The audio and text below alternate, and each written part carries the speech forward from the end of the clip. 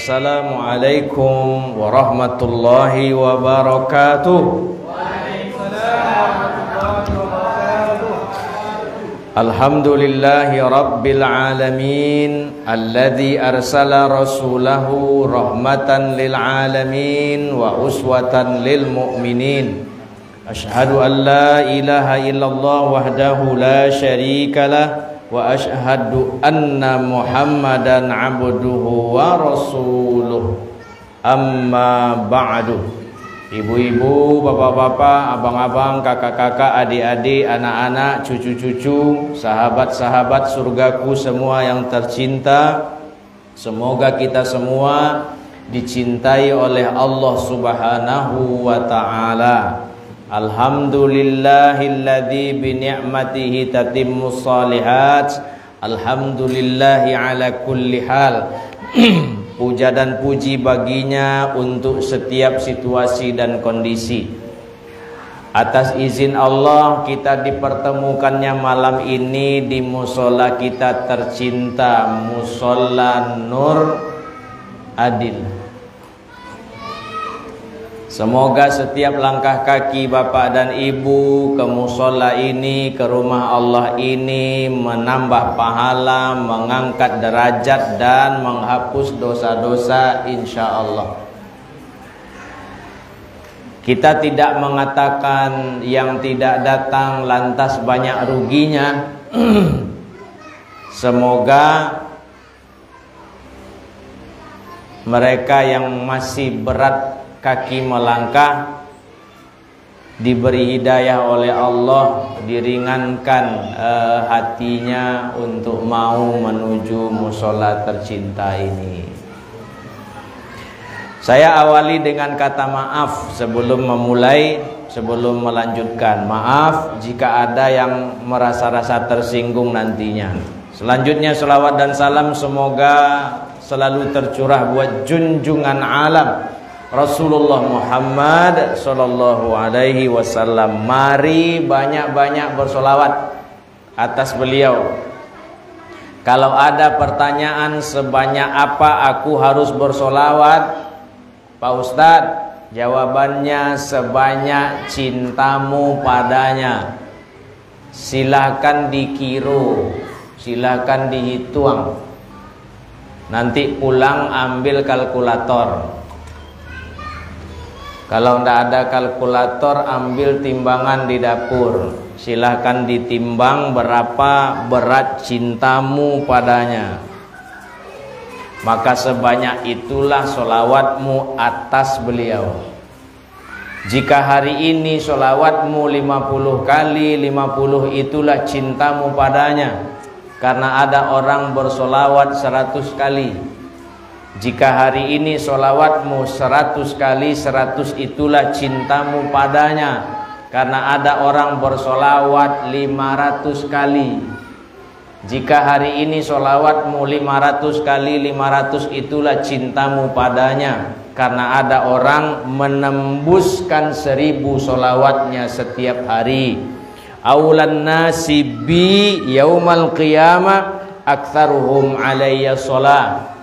Manusia yang paling utama bersamaku kelak di hari kiamat adalah yang paling banyak bersolawat atasku. Apa susahnya bersolawat? Karena tidak mau makanya cuma 7 kali sehari. Apa payahnya bersolawat? Nah, karena tidak mau ujung-ujungnya cuma 21 kali sehari. Pulang dari musola nih, jalan ke rumah baca solawat. Apa payahnya? Sambil ngambil nasi nanti makan malam baca solawat. Apa susahnya? Memang dasar tidak mau, makanya cuma 33 kali sehari baca. Dan beruntunglah bapak dan ibu yang malam ini masih menahan lapar hingga selesai Isya nanti. Pahalanya besar tuh, menahan lapar karena Allah nih ya. Ya. Kadang tidak pula sempat mandi tadi karena Allah juga nih. Tidak sempat mandi, mau mandi tadi tidak sempat karena sudah ada panggilan. Dah, sekarang kita lanjut. Kalau tadi bapak dan ibu melepas kasut, tahu kasut bu? Menanggalkan terompah di luar, tidak sempat memperhatikan kanan dan kiri, hanya melihat ke kanan dan ke kiri, maka di musola ini silakan perhatikan kanan dan kiri. Silakan. Ayo silakan perhatikan kanan dan kiri. Nah, melihat dengan memperhatikan itu beda. Kalau melihat hanya pakai ini, kalau memperhatikan pakai ini. Maka kalau ada ustadz, ada guru, ada buya kita undang berceramah, kita harus perhatikan, bukan melihat. Memperhatikan, melihat pakai ini. Ada apa di kanan dan di kiri kami Pak Ustadz? Ada yang berbeda, itu masalahnya. Kan tidak ada yang sama kan? Kanan kiri juga ada. Tidak ada yang sama.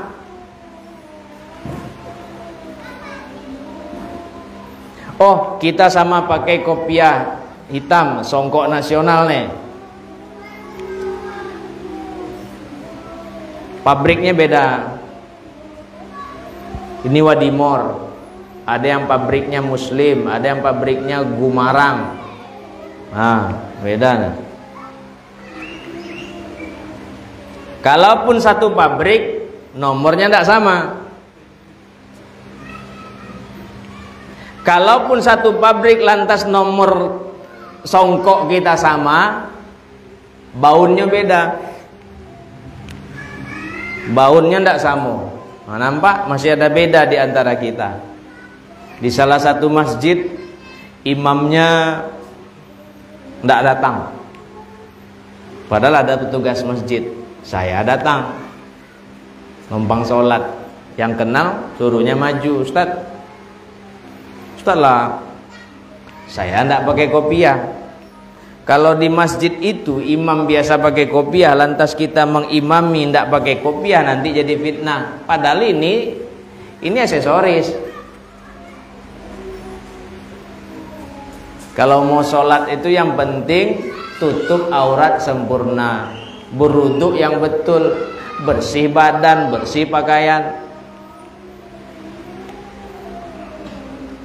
Seorang bapak menyodorkan kopiahnya, karena saya tidak mau ke depan lantaran tidak ada kopiah. Apa kata bapak tuh? Pakai kopiah hamba Ustaz. Kata apa tuh? Kata hati hamba, bau nawa tidak sama, itu masalahnya. Bau kita tidak sama. Kopiah bapak tuh tempel di sini, itu beda. Awak premium, dia pertamax, tidak sama tuh. Ada yang solar baunya, ada yang minyak tanah, aku yang parah. Nah, kopiah yang begini nih dicuci. Caranya ambil air panas, ambil sapu tangan. Nah, dibasahkan sapu tangan tuh, dilap sininya. Nah, lap lagi, coba lagi. Nah, lagi. Nah. Lap juga luarnya. Nah, setelah itu jemur. Udah kering, semprot. Nah, tuh baru pakai lagi. Tapi dibros dulu, beli bros ketek tuh. Khusus kopiah. Ah, tuh baru dipakai, jadi enak dia. Iko kopiah awak dirandam di kolam, mati ikan sekolam. Kalaupun tidak mati melompat ikan tuh keluar, ngeri dong kata ikan. Bahaya tuh. Nah, kan tidak ada yang sama. Sama-sama pakai kain sarung, corak beda. Kalaupun coraknya sama, pabriknya beda. Ada yang Wadimor, ada yang Gajah Duduk, ada lagi apa? Ah, mangga. Ya, mangga. Durian belum ada ya, nanti kita bikin nanti. Kain sarung merek durian. Keren tuh. Enggak sama kan? Enggak sama. Nah, kita belum terbiasa dengan beda-beda. Maka malam ini pesan saya buat kita semua, mari buka hati itu, buka pikiran tuh, belajar menerima perbezaan. Jangan ngotot orang lain mesti sama seperti aku, ndak bisa tuh. Orang tuh suka warna ungu, tuh suruh pakai warna kuning, mana mau dia? Suruh pakai warna merah, mana suka dia? Tapi suruhlah dia pakai warna ungu, mau dia tuh. Ini yang suka kuning awak, tuh suruh orang pakai kuning, mana mau? Kalaupun itu jadi seragam ibu-ibu, nah ibu-ibu banyak suara pakai warna hijau umpamanya. Tapi ada yang tidak suka hijau, dipakainya waktu acara aja, lain-lain tidak dipakainya tuh, karena dia tidak suka warna hijau.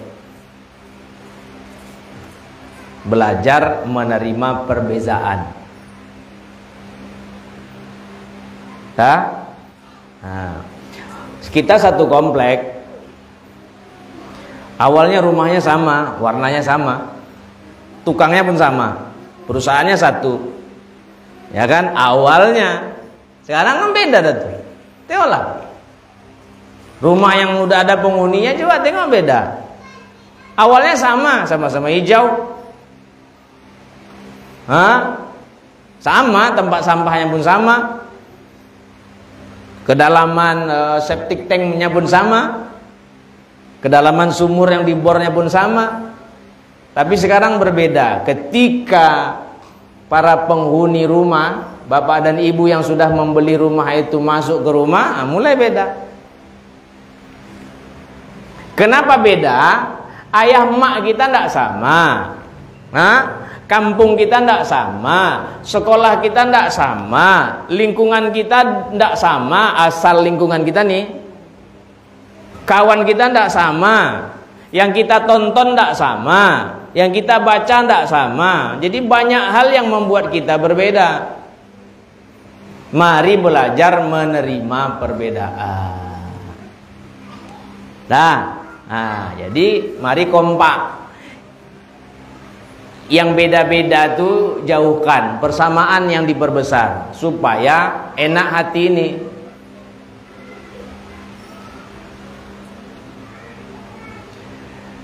Kita ramai,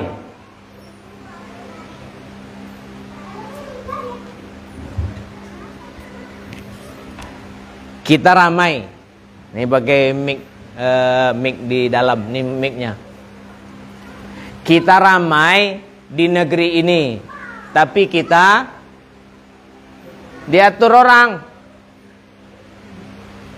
Kita seperti kerbau dicucuk hidung, tarik ke sana, tarik ke sana, tarik ke sana. Kita tidak bisa berbuat apa-apa. Tahu kenapa? Karena kita nggak kompak. Gara-gara perkara yang sepele kita mau tuh musuh-musuhan. Jadi cinta suburkan, cinta di antara kita suburkan, benci buang jauh-jauh, dendam hilangkan. Apalagi ada hasad di hati ini, hasad, iri, dengki.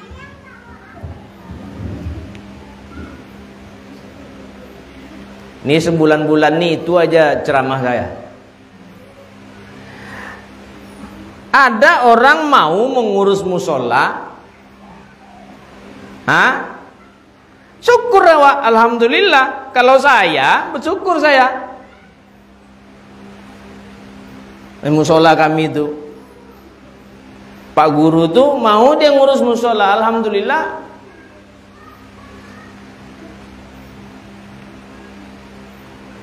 Pengurus baru musola kami. Pengurus yang lama tidak datang lagi. Puluh gayanya tuh. Ada yang mau mengurus, alhamdulillah. Tugas kita membantu sebisa kita. Itu tadi itu. Bantu dengan doa, kalau nggak bisa dengan tenaga, kalau nggak bisa dengan dana, nggak bisa dengan pikiran, doa kita mainkan. Bangun di sepertiga malam yang akhir, pukul 3 bangun, setengah 4 bangun, pukul 4 bangun, tahajud terus witir, doa. Ya Allah, tuh lindungi kami di perumahan ini, Setiap ada niat-niat buruk dari makhluk-makhlukmu atas kami di perumahan ini, jauhkan ya Allah. Doa. Pengurus musola kami, mudahkan segala urusannya, dukung. Bapak Ibu mau hidup berapa lama coba? Coba jawab jujur. Mau sampai 100 tahun? Nah, enggak mau kan, itu aja dah geleng-geleng. Langsung geleng langsung. Hidup di akhir zaman ini enggak asyik. Jadi umat Nabi Muhammad SAW tuh umatnya pendek umurnya. Dan itu beliau sendiri loh yang ngomong, a'maru ummati ma baina sittin ila sab'in. Wa aqalluhum man yajuzu zalik. Umur umatku itu rata-rata antara 60 sampai 70. Nah, nampak pendek umurnya. Sedikit yang lewat dari 70. Nah, siapa yang lewat dari 70 sekarang? Enggak ada kan? Enggak ada. Ibu berapa umur, Bu? Hah? 70. Ah, lu lewat lah kan? Ah, lu lewat. Begitu umur ini memasuki angka 60, ini dah boleh mati ini dah. Nah, hitung aja lah sisa umur berapa. Bapak berapa umur sekarang, Pak? 52. Berarti duluan Bapak dari saya. Saya 51. Berarti 52 berapa tahun lagi, Pak? Berapa tahun lagi tuh? Came ya Pak, ngiriong tuh. 8 kan? Nah, nih, dah boleh mati kalau umur dah di antara ini. Apalagi sudah lewat ini, udah harus mati. Ngapain juga lama-lama hidup main futsal ndak bisa. Oh, mau berenang di Swiss? Nah? Iya, di Swiss, di tempat berenangnya anak Kang Emil tuh. Mana bisa lah ya? Mengayuh aja ndak bisa dah. Bangun tidur aja payah. Dari duduk mau berdiri minta tolong. Tolong ajuk loh. Iya tuh, ditolong. Nampak? Hidup ini tidak lama. Kalau mau enak-enakan hidup, jadilah umat Nabi Nuh. Di masa Nabi Nuh tuh puas hidup, nggak mati-mati. Bayangkanlah lama matinya. Assalamualaikum Bang. Waalaikumsalam. Sini lo. Kemana aja kau tidak nampak? Sibuk sekarang Bang bisnis. Berapa umur kau sekarang? Baru 308 Bang. Oh, ada 308 kau. Abang berapa? Abang baru 705. Apa tuh? Sama Nabi Nuh tuh. Tidak pakai mati-mati. Nabi Nuh bayangkan tuh tuanya lagi. Untung tidak saya yang ditunjuk jadi Nabi Nuh. Kalau saya udah mengundurkan diri jadi Nabi. Panggil Jibril. Apa? Tolong kasih surat pengunduran dirinya. Kok mundur, Bro? Nggak kuat saya. Udah 703 umur saya nih. Orang ngikut cuma segitu. Satu kelas pun nggak sampai. Panik mah, tahu enggak? Kok berang lo kambo? Ya capek lantan sore kuan. Nampak tuh? Nggak mau. Maka karena Allah Maha tahu, nggak saya ditunjuk jadi nabi, kok nggak bisa jadi nabi kok. Jadi nabi mundur langsung, nggak tahan. Nah, datuk saya salah seorang pendiri yayasan, pendiri masjid di tempat kami dulu, nggak salah sebut ya. Lama jadi ketua masjid, imam masjid juga. Surat-surat kaleng macam-macam. Surat kaleng memang ada surat dulu oleh masyarakat yang busuk-busuk hati itu ditulisnya. Iko. Apalagi terakhir itu ada niat bikinkan rumah untuk Pak Imam. Salah enggak bikinkan rumah untuk Pak Imam? Nanyo lombo. Salah enggak? Hello. Salah enggak bikinkan rumah untuk Pak Imam? Untuk imam awak. Oh, heboh. Pengurus baru. Nah, Bapak Bendahara itu pun kena surat kaleng, macam-macam yang didengarnya. Datang dia ke rumah, ingin mengundurkan diri. Saya kebetulan di situ, nguping. Pak Imam, apo? Ini ndak tahu ambo do Pak Imam. Macam-macam mulut orang muncung orang. Mulut orang di luar macam-macam ngomong tentang saya. Padahal bendahara itu orang baik, orang soleh. Tahu ndak Bapak Ibu? Apa bukti kesolehannya Pak Ustadz? Ruko kadai di samping kadai dia terbakar, kadai dia ndak terbakar. Kadai belakang terbakar, kadai sebelah sini bakar. Cuma kadai dia ndak terbakar. Nampak? Dijaga oleh malaikat kadainya itu. Orang soleh. Udah heboh-heboh orang, dia biasa aja. Kalau terbakar ya terbakar. Nggak terbakar, kelilingnya tuh, kok kadainya, kok kadai siko, ini terbakar nih, kadai yang belakang nih terbakar, kadai dia aja nggak terbakar. Nggak tahan juga dia. Rasa manusianya tuh, hati orang ini kan beda-beda. Makanya saya suruh nengok ke samping-samping tadi. Kita ini nggak sama. Hati bapak ini terlalu lembut, tak tahan dia. Ambo mundurlah Pak Imam jadi bendahara, marah Datuk. Datuk kalau marah, dia pakai kata tuan. Kalau sudah keluar kata tuan, itu tanda marah. Tuan, kata Datuk, marah. Kalau tuan mundur, siapa yang ngurus umatnya? Hanya gara-gara itu tuan mundur, siapa lagi yang meneruskan perjuangan ini?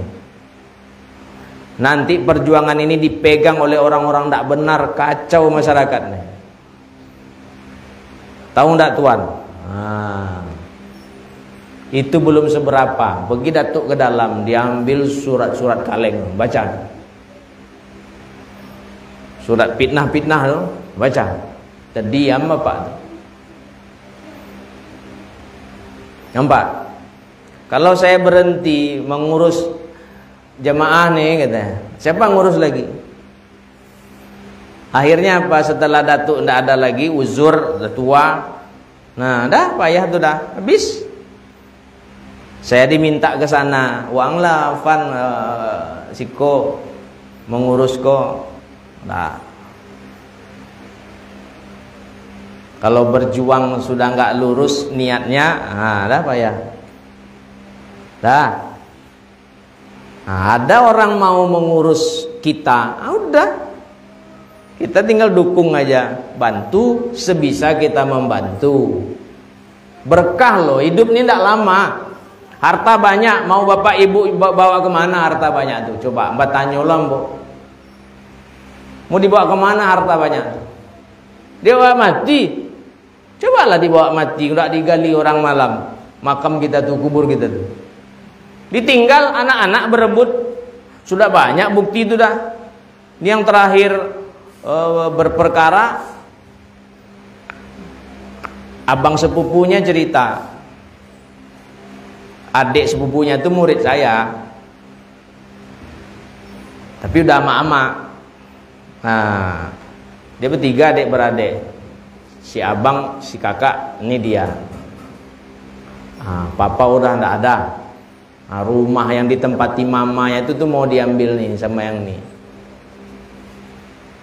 Saya tanya, apa kerjanya sekarang, di mana dia kerja? Di kantor itu. Oh, pantaslah.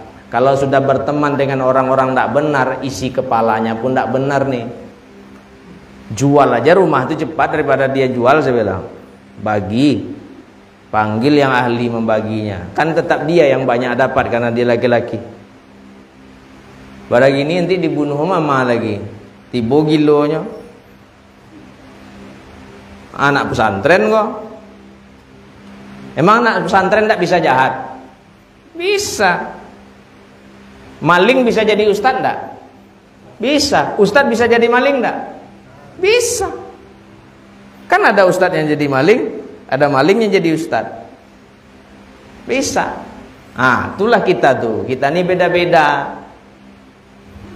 Baik orang tuh dukung dia. Buruk dia, doakan dia supaya dapat hidayah. Bimbing dia. Kalau kita bisa mendekati dia, bimbing dia. Bro, assalamualaikum, salam. Wang tahu jalan ke musola. Lalu nampak wang ke musola. Jalan musola itu siko kok. Lurui ke rumah wang itu, lurui itu musola tuh. Nggak tahu jalan ke musola. Hidup nggak lama, menyesal nanti. Jelek-jelek begini lama juga saya tugas di rumah sakit.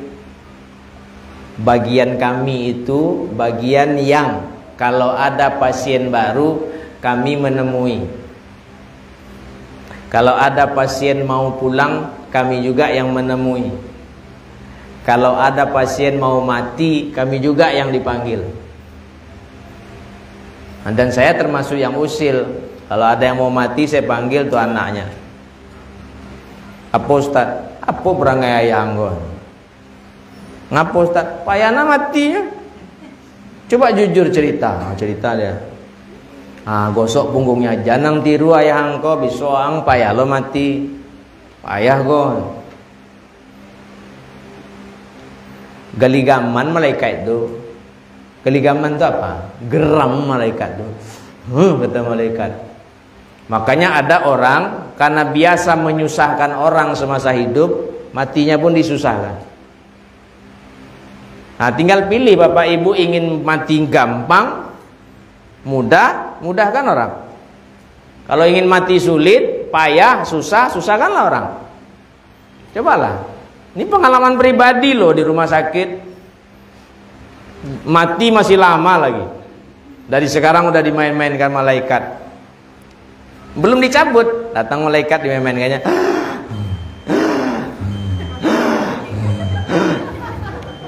Suatu pergi dia 3 jam. Balik lagi malaikat, tarik lagi. Cocok pula bunyi itu. Nah, dia mati. Akhirnya bawa pulang ke rumah, gitu aja tuh. Di sini kasih selang satu agak besar, selang apa tuh? Selang makan. Suatu ada selang pendek, 2. Selang apa tuh? Oksigen. Sini dibolongin. Buat apa? Nah, BAB samping lubang belakang keluar siko. Menjorok tuh. Sini keluar. Mbak. Datang tamu. Nah, wah gitu aja. Nangis nengok tamu datang. Tidak dapat ngapa-ngapa. Susah kan juga lah orang. Makan juga lah yang haram tuh. Bersenang-senang aja lah di atas penderitaan orang. Susah nanti. Banyak di sini. Maksudnya di kota sana. Tidak usah saya sebut namanya. Betul ada pemilihnya sini dilaporkan pula. Mati langsung yang dilaporkan tuh. Bang, Ustadz tadi cerita tentang apa? Mati langsung. Baik-baik aja lah kita. Nah, biar berkah kampung kita nih. Kalau perlu tambah ramai, tambah ramai, tambah ramai. Ajak. Nggak mau dia diajak Pak Ustadz. Tetap aja. Mengajaknya dapat pahala.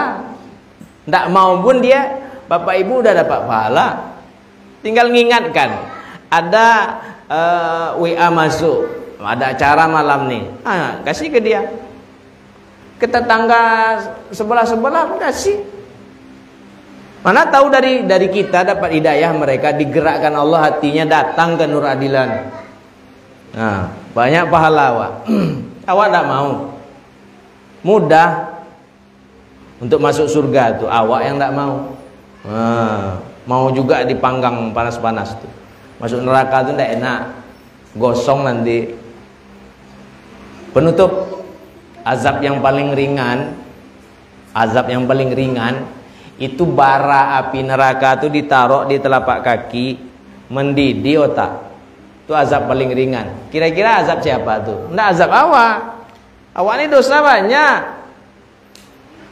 Itu azab paman Nabi itu Abu Thalib.